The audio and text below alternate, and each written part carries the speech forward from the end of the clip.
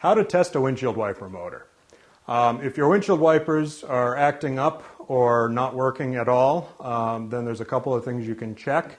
If the wiper motor is not working at all, then the first thing you'll want to do is check to make sure that you're getting voltage at the motor.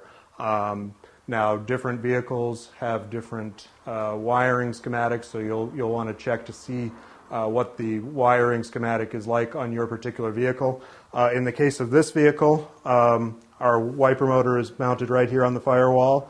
It's got a connector with multiple wires going in, and if we remove that connector, I know that the ground pin is the upper left pin, and the 12-volt positive for when the wipers are on the regular position is the lower middle pin. So I've set my digital multimeter to voltage, and I'm going to take my probes and I'm going to put the ground probe in on the ground pin and the positive probe on the positive pin, and we're getting 11.88 volts, which is pretty darn close to 12 volts.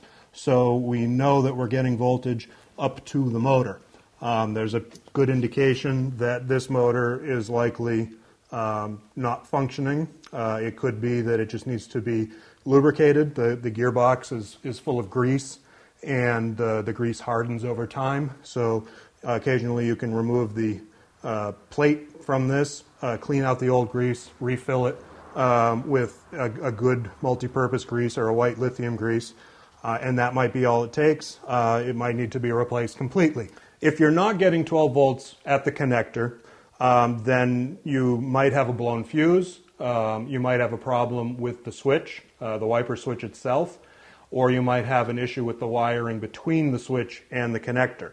The fuse is obviously the easiest thing to check, and then the switch, and then finally tracing the wiring to see if you have a short or an open wire.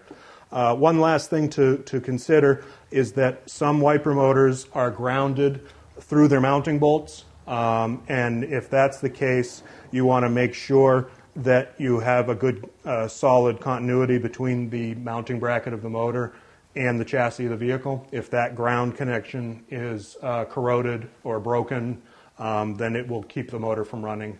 And the easiest way to test that, again, is with your multimeter.